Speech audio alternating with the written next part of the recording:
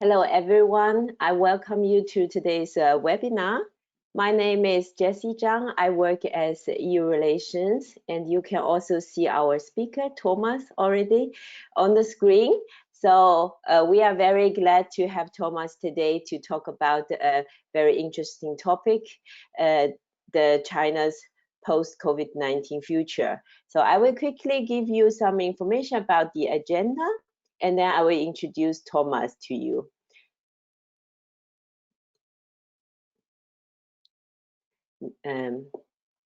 Next slide. So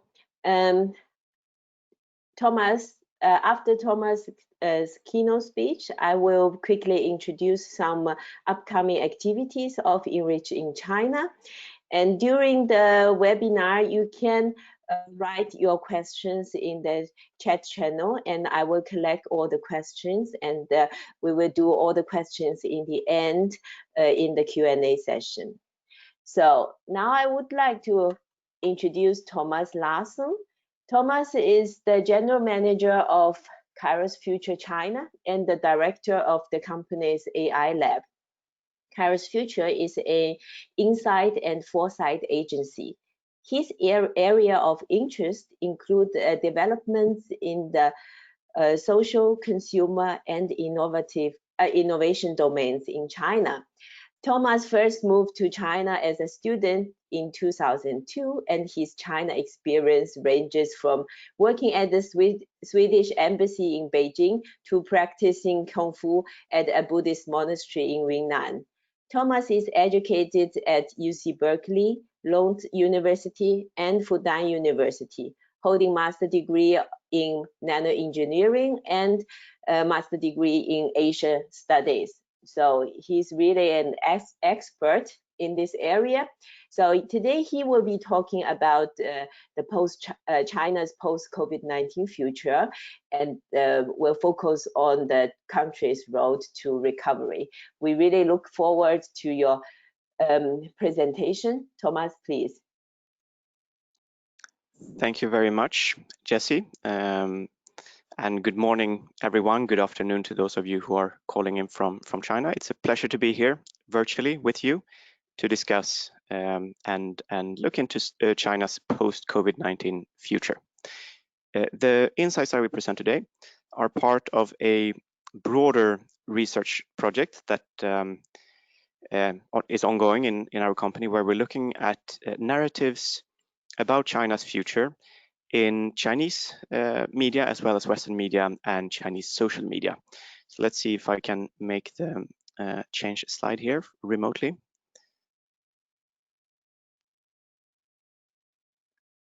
I don't think so. Oh yeah, okay, here we go. So a very just a word about the methodology. What we have done is this is actually a data mining study. So we have collected articles from both Chinese media and Western media and social media, as I mentioned. And the dots here is, let's see if this video is actually playing. Maybe it's a little bit difficult to see, but essentially we're data mining these different articles, clustering and organizing them based on semantic similarity, and then kind of zooming in and exploring this landscape. And unfortunately, I think the video here is not working, but that's not so important. So it's kind of it's based on, I think we had around 200,000 different narratives that we have extracted from various sources about what's going on in China, and then we're digging into that. So this is really a meta study, collecting and aggregating information and narratives and statistics and information from different sources, both Chinese and Western. So let's see if we can skip this video then and move on.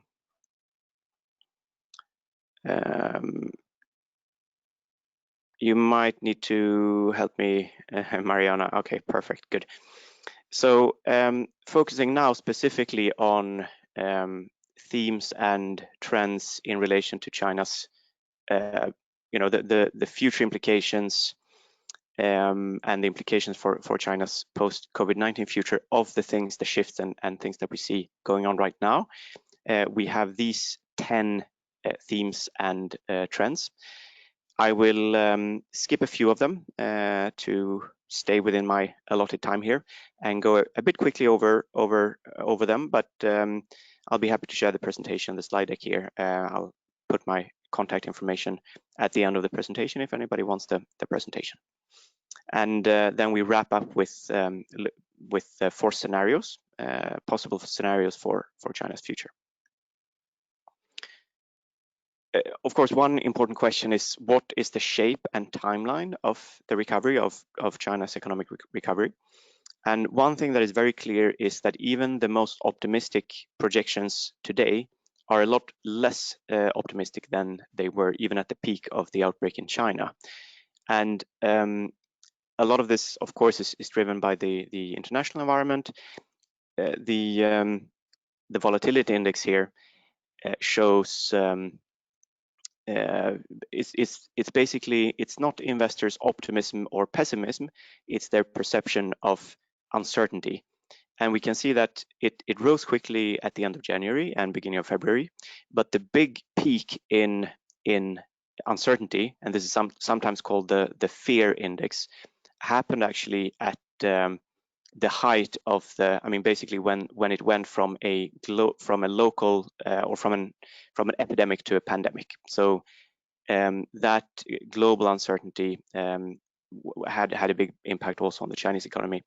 And we see virus resurgence and recurrence as one of the big uncertainties here. And every time there is a small outbreak like the current one on the border to Russia, there are, I mean, you also see a rise in the volatility index here. So uncertainty is really the big story that we need to think about when we think about the recovery. So experts are now talking about what they call a check mark shape recovery, that is going like this, depending on new outbreaks. But we see a lot of stimulus measures being rolled out. Trillions of renminbi have been pumped into the system already in various shapes and forms. Bank reserve requirements have been cut. There are a lot of support measures for small and medium-sized enterprises with preferential lending rates and preferential tax policies and so on. To stimulate consumer demand, there are shopping coupons, digital coupons that we will talk a bit more about later in the presentation. And there are also local government special purpose bonds for infrastructure projects. And what the National Development and Reform Commission, the Economic Planning Agency, has been talking about is to achieve high quality growth through what they call new infrastructure projects. So that includes things like 5G networks, industrial internet, data centers, EV charging stations, and so on, to avoid building bridges to nowhere. So this might give an indication of what kinds of infrastructure projects we're likely to see out in the local, in the provinces and so on. But of course, we will get more information from the 2 sessions later in May, where the government work report will be presented with key economic policies, giving some information about how the stimulus will align with other priorities and plans. And there's speculation that this year's GDP target will be a non-numeric one, which would take a lot of pressure off local government officials, which are now tasked with balancing the economic growth targets with public health. I mean, keeping the virus in check and also keeping unemployment down. So not having a specific numeric GDP target would make it easier for them.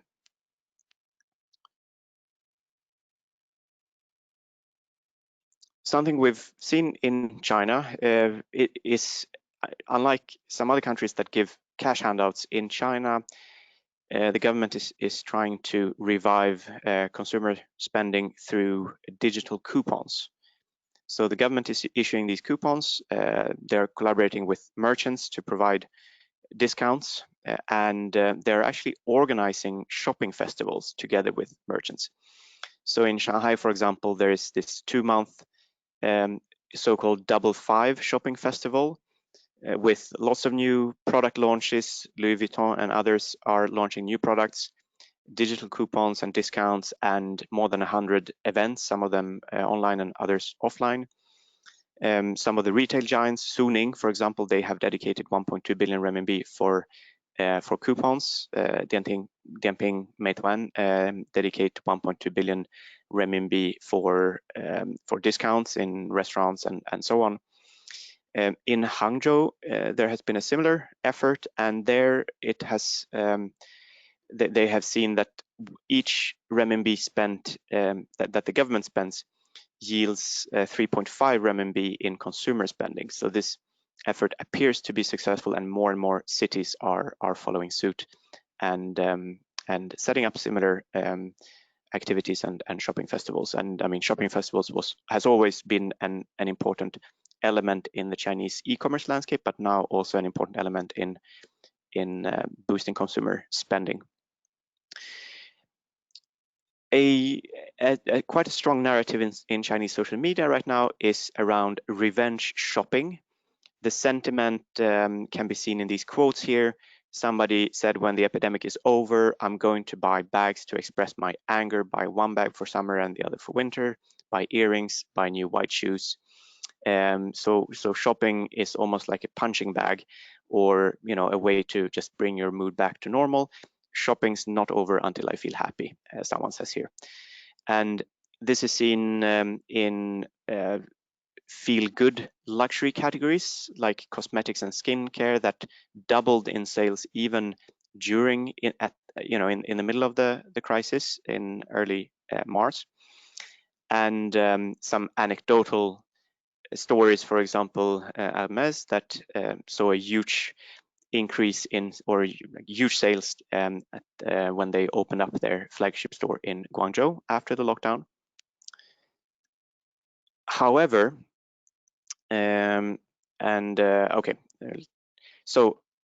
it's also the type of shopping we're seeing is also shifting, and this is a long-term trend that we've seen going on for some time, that Chinese brands are gaining in many product categories. So consumption is increasingly directed towards Chinese domestic brands, but now there has been a surge in that, both for pragmatic reasons and patriotic reasons. So during the pandemic, it was more difficult to get hold of imported goods, and more people discovered that you can actually get high quality and good value for money products by Chinese brands. And that has especially been the case in some categories like consumer electronics and electrical home appliances. But then there's also this more nationalist wave in consumption, and so there has been it's interesting to see the narratives around the news of Luckin Coffee's CEOs that was found to have inflated sales data by $300 million, and Luckin is listed on Nasdaq.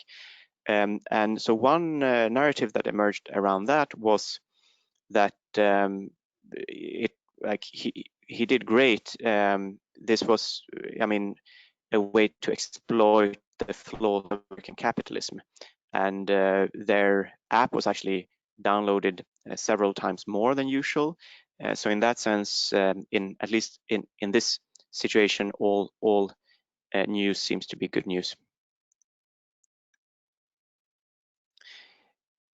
Despite the discussions around revenge shopping and some categories going up, the overall story is a bit more complicated, and so consumer spending has indeed picked up.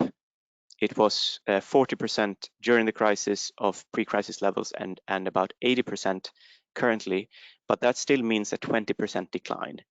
And it also means that a lot of that spending that was lost during the crisis, it's not being spent on other things now, it's being saved.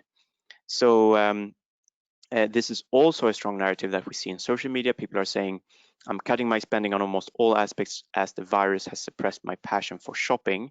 If you hear this, in my mind at least, the young generation shoppers in China it's one of the most materialistic and consumer-oriented generations anywhere in the world. And if you start to hear these kinds of things from them, then you know that things have changed. Somebody says, I used the lockdown period to clean out my flat thoroughly and cut out the non-essentials in terms of clothes and expired items. I've decided not to buy any more clothes and skincare products for the rest of the year. There is also an increase in use of online flea markets and secondhand websites like Xianyu, that is owned by Alibaba. They saw a steep increase. And in a recent survey, 40% of respondents said that they would reduce spendings to prepare for future crisis. What's even more striking about that survey is that the younger the consumers, the more likely they are to increase their savings. So it's 57% of Gen Z consumers, which is more than any other age group. I mean, before the crisis, there were a lot of discussions and concern about young consumers taking on too much debt and financing their shopping with credit and paying even electronics, for example, in installments, with the expectation that money will just keep coming. But this crisis has been a wake-up call for this generation. They see now that money doesn't always keep coming, and the double-digit growth that they grew up in will not always be the case. So they are actually increasing their spendings, and we also see more pragmatic purchase choices from this generation. So top categories now include 5G smartphones, clothing, dining out, preventative healthcare, and health insurance. This doesn't look like people living on a bare minimum, dining out and buying clothes and so on. But we also don't see the luxury items at the top of the list here, despite all the revenge shopping sentiment that is part of the story. But the overall story is one of growing frugality.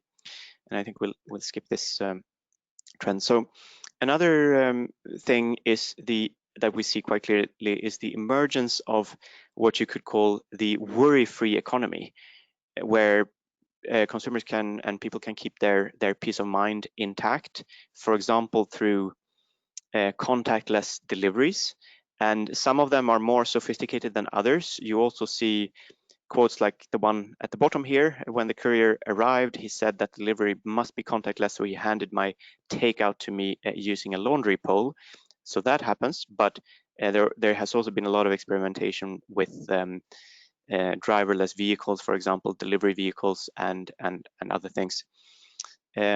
Appointments is also increasing. So if you want to go to Disneyland, you need to make an appointment for crowd control reasons.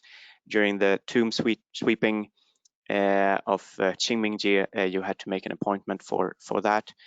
And the government is promoting more individual habits, especially when it comes to eating. So now in Beijing, for example, you see campaigns that are promoting, so I think they say love is an extra pair of chopsticks, which means use a pair of chopsticks for serving the food to individual plates, and then you eat from those plates. There was actually a similar campaign back in the 80s, and it didn't work at all because this is a highly ingrained habit. But we'll see if this one will turn out to be more successful. Also, so we've looked at what apps are being downloaded the most, and also what apps have climbed the most compared to pre-crisis levels. And most of the top apps are related to wellness and fitness and these kinds of things. So there's a fitness app that ranks #1 right now. There are a lot of meditation apps, ASMR apps to relieve stress and anxiety. A lot of so sales for fitness bikes and other fitness equipment has gone through the roof. And also interestingly, an acceleration of a longer term trend that has been ongoing towards healthier food options. I mean, there have already been, I mean, in Shanghai, we have restaurants called things like Green and Safe and similar things. They have been around for some time, but it's always been a niche thing. Now that's becoming more mainstream.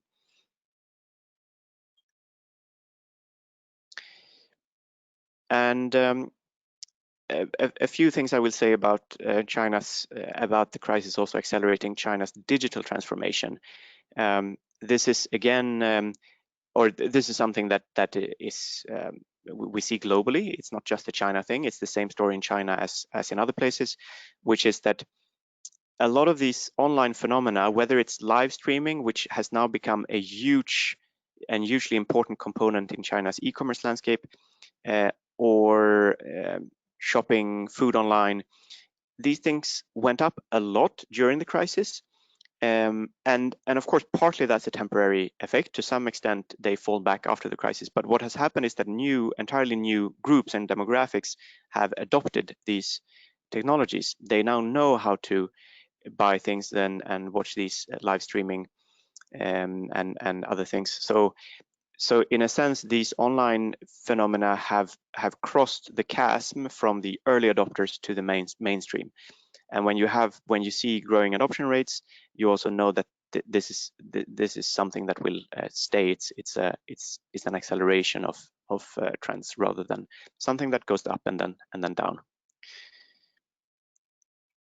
And then we have the health QR codes that have become ubiquitous. Where if you wake up one morning and have a red QR code, you need to get worried, and you know that you've probably been close to someone who is infected. These QR codes function as entry tickets to public spaces and public transportation and so on.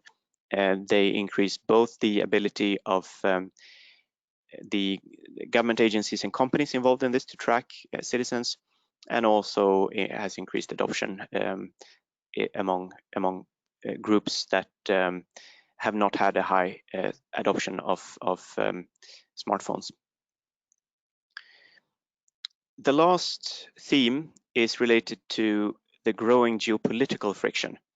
So we see what has been dubbed wolf warrior diplomacy, where Chinese diplomats are increasingly assertive, even on Twitter, and pushing back against accusations that are directed at China.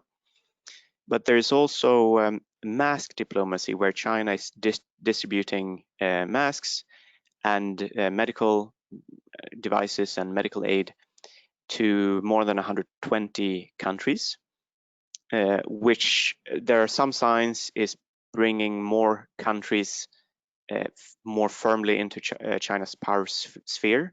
But there's also a lot of pushback. As we've all seen, US-China relations are worse than ever, and on the path even possibly towards Cold War levels.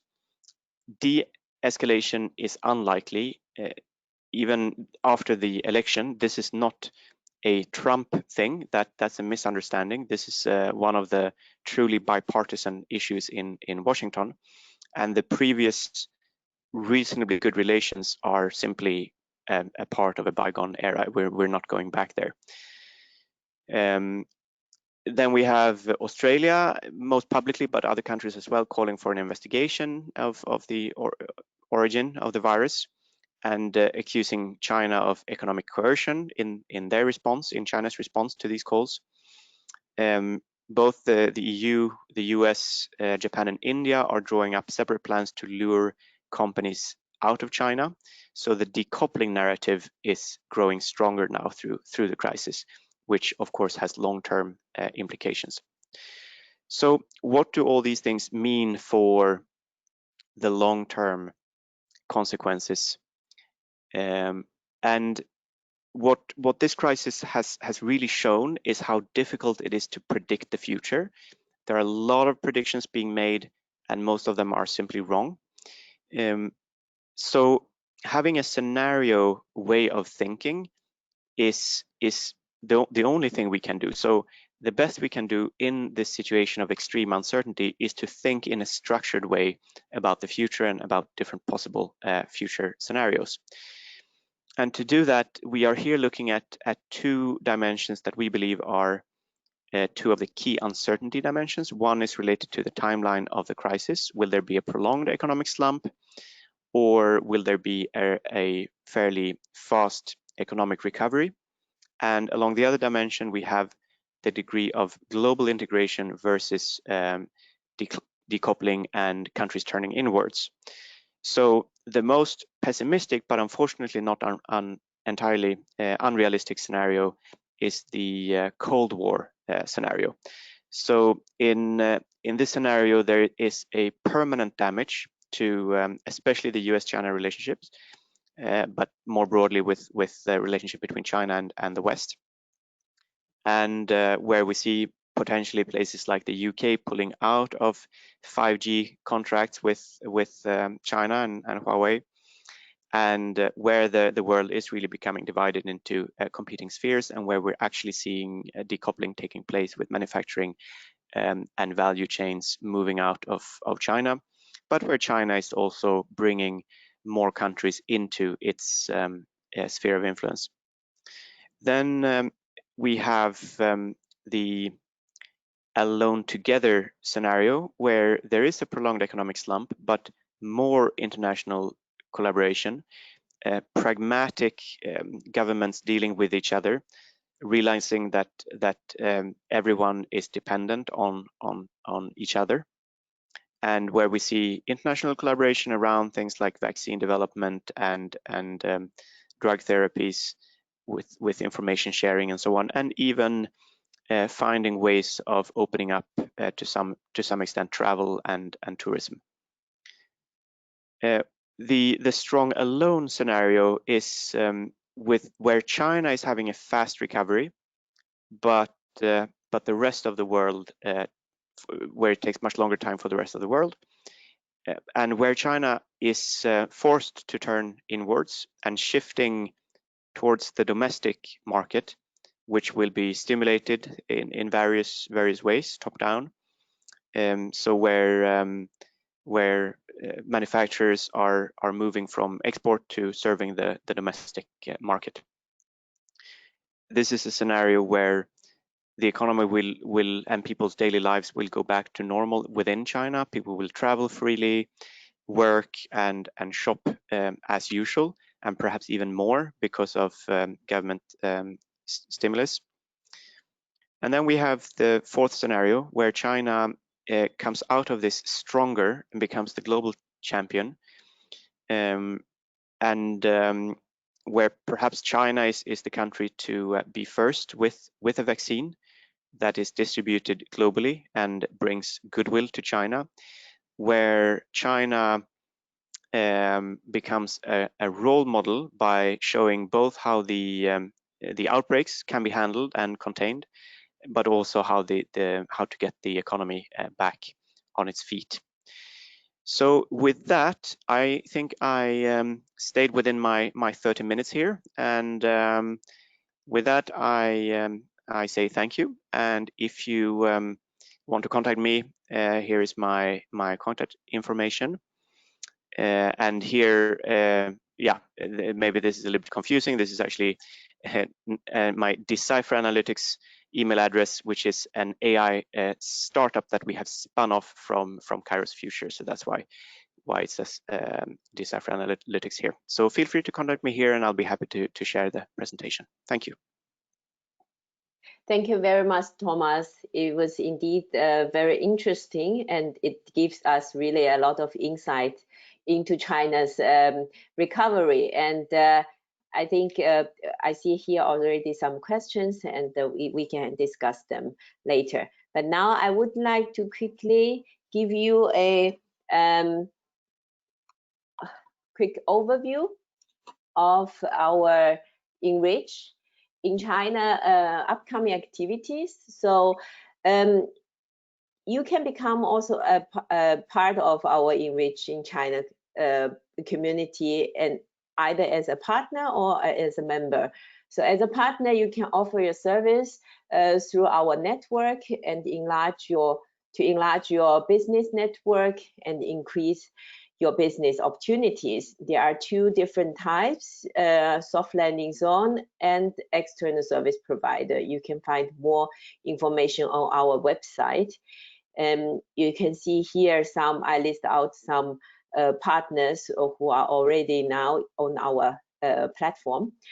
So, or you can be a member to benefit from our network, and this will give you the full access to Enriching China network, to our updates, the intelligent reports, and so on. And also you will get a discount to all the events. You can join as individual or as an organization. So there is a call now open for your application. We really look forward to your application. And now, next slide. Next slide, please.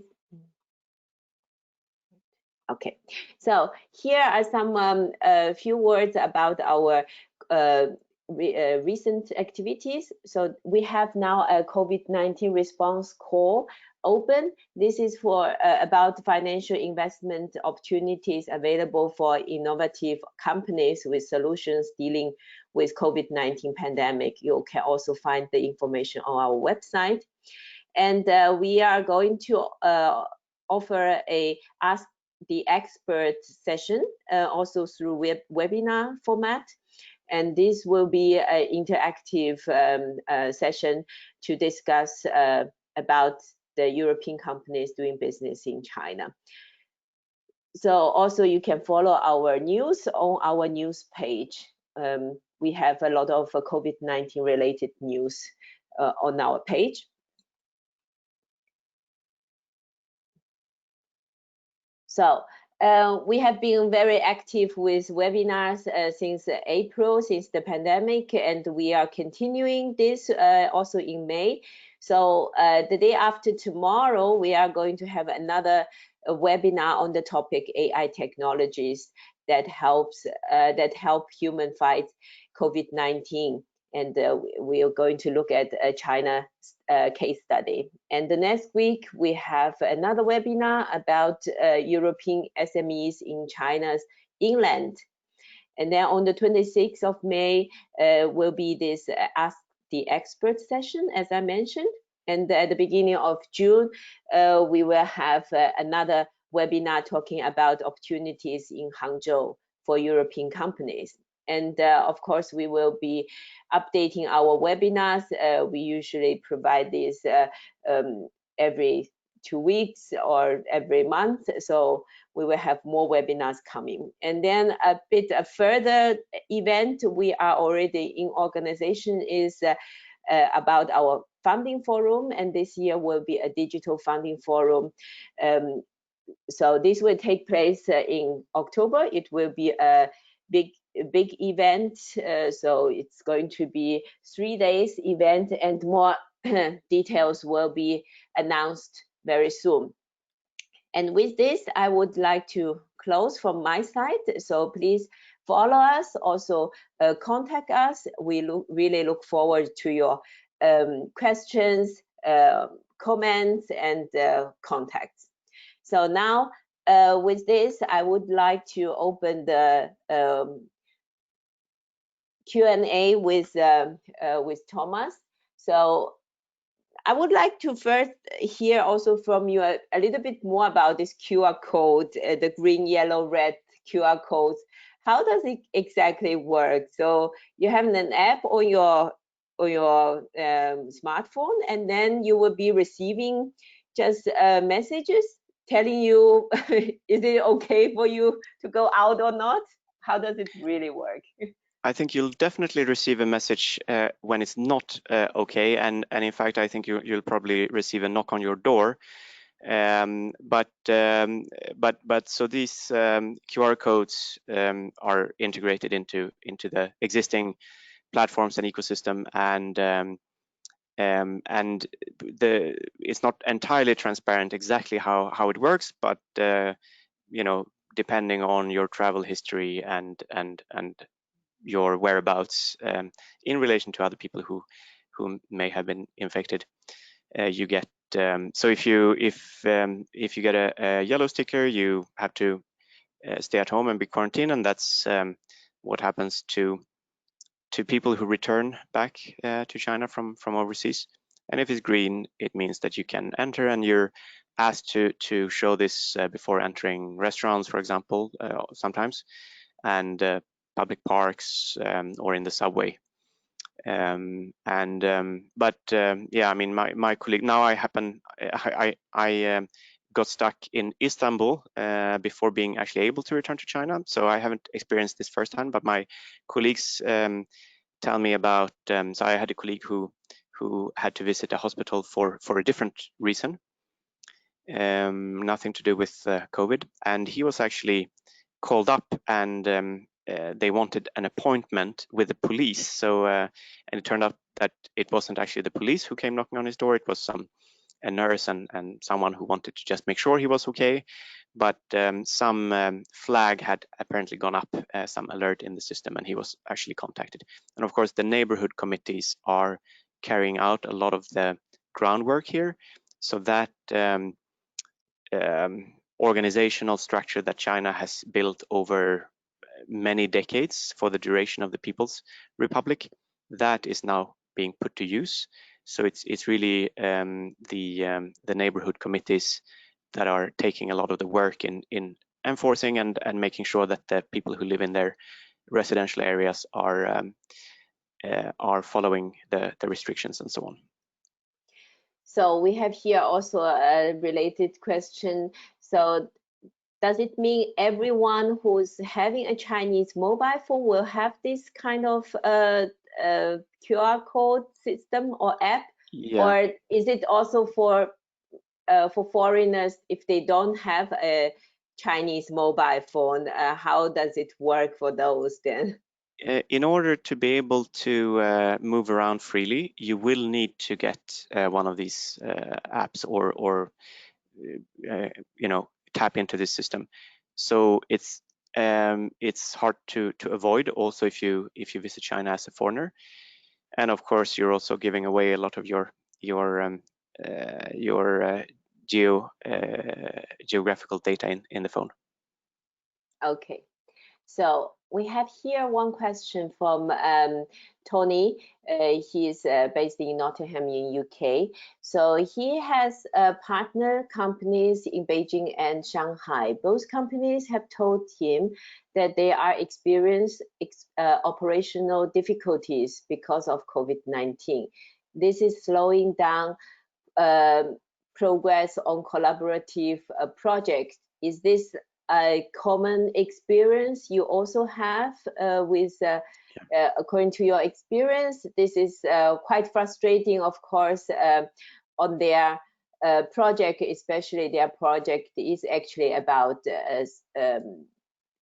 COVID-19 hospital projects, and so this will be quite for some immediate need. So can you share a bit the experience now for some collaboration delays and so on? Yeah, no, it's the case for sure. This impacts almost everything, and I can just look at our own experience as a company that we see even very small things have become more difficult to deal with, both administrative issues and getting, you know, suppliers to issue invoices or fapiaos as the formal invoices in China and other things. So it's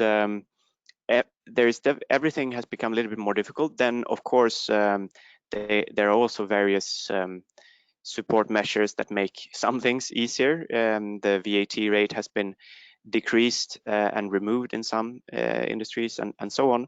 When it comes to collaborations, it's not something we have looked at in this study, but I'm again just thinking about our own situation and our China operations. And I must say, for sure, a lot of projects have been cancelled, but we also see in some cases signs of the opposite, where we work with global organizations where the work in other parts of the world has actually been slowed down. whereas the Chinese work is progressing much faster. But I mean, overall, of course, with the lack of travels and so on, it's becoming more difficult with collaborations. And what they're doing now is to have virtual trade fairs where Chinese brands are being promoted in different virtual environments. Some of them quite advanced with VR and so on. So also that is moving online, but I mean, it will be interesting to see how that will play out. Yeah.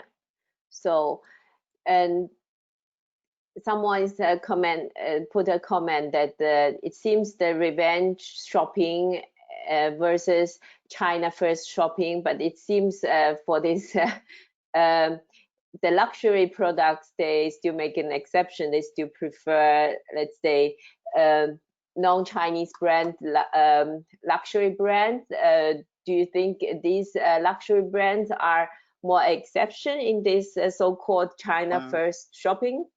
Maybe I was unclear there. So for luxury brands, international brands are preferred. There are Chinese luxury brands also part of that trend, going from a very strong preference for international brands in luxury shopping to now actually having some Chinese brands and some well-known Chinese designers that and younger generation caring less about whether it's foreign or Chinese, but caring more about what it is.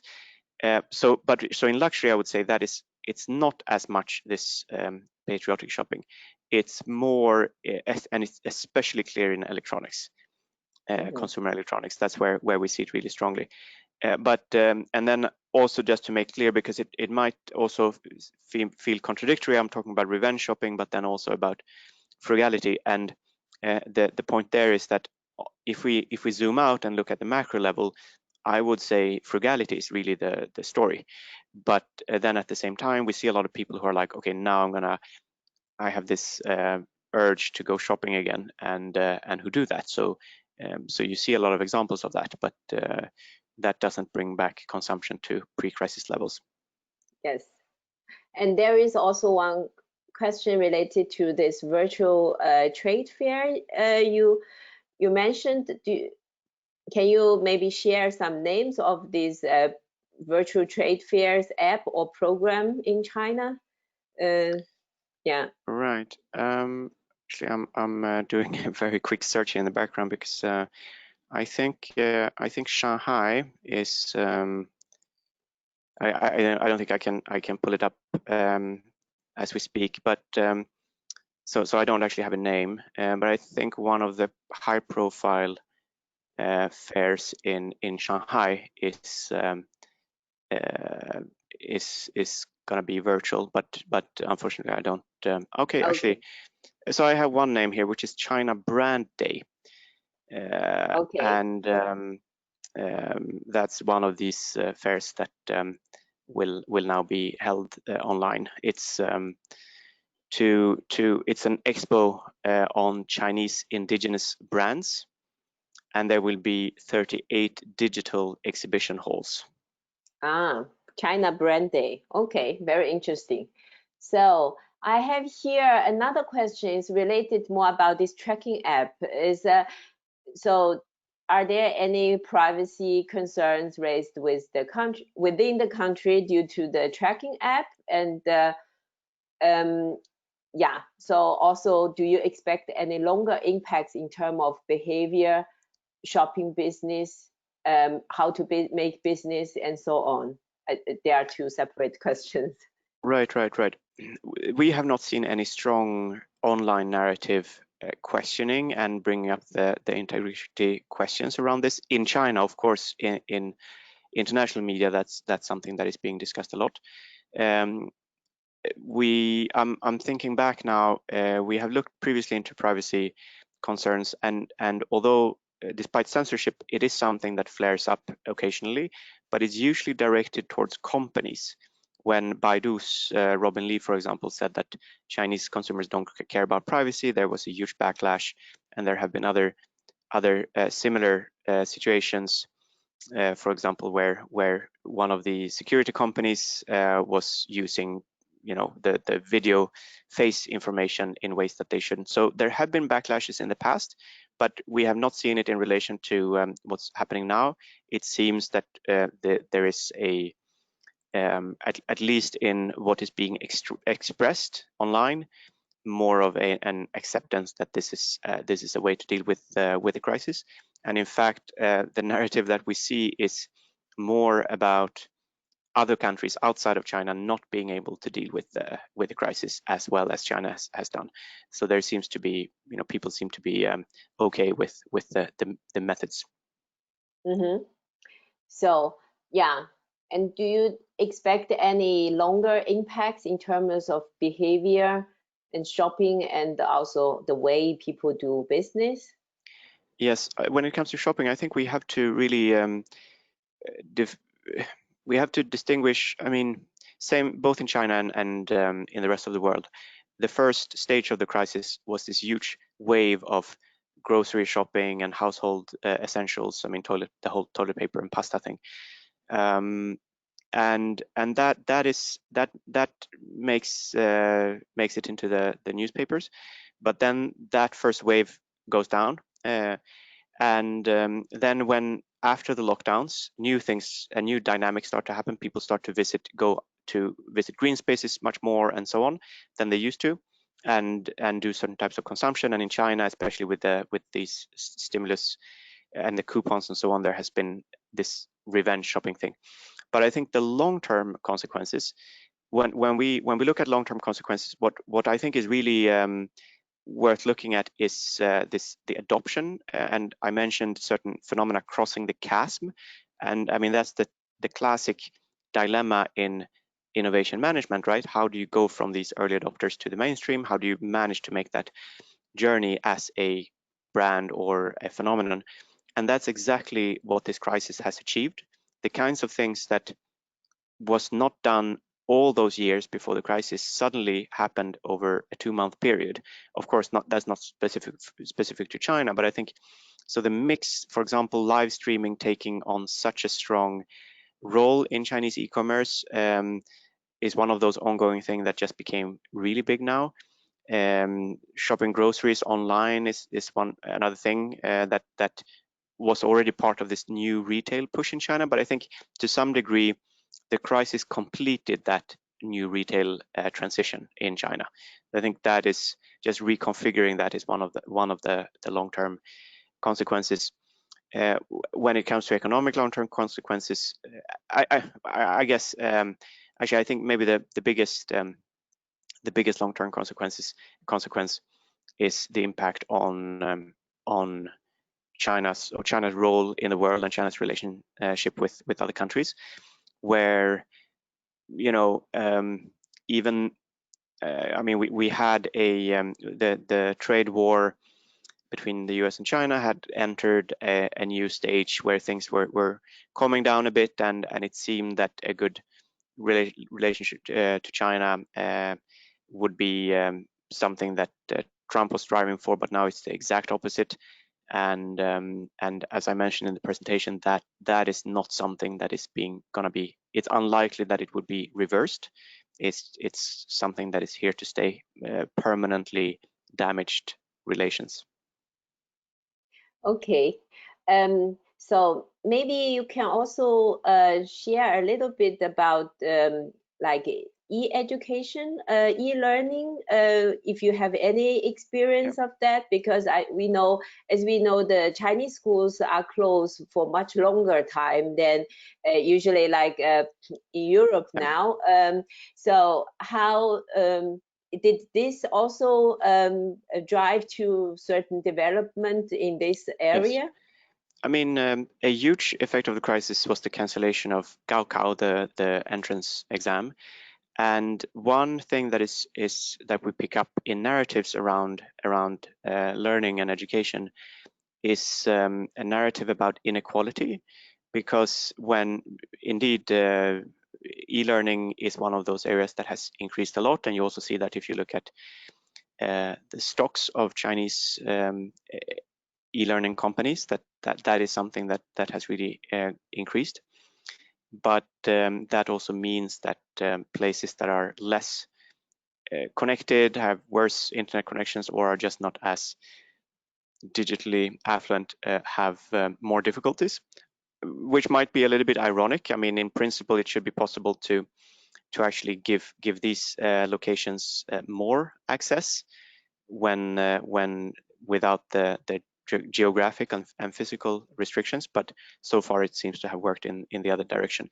And e-learning is already an area where there's so much innovation going on in China, and there are a lot of competing businesses. And I mean, China is a place where education starts when babies are born, and so you see that kind of segmentation and different services targeting all these different groups, and it's also being combined with other ongoing efforts in China, like the whole robotization, with where you see educational robots and so on.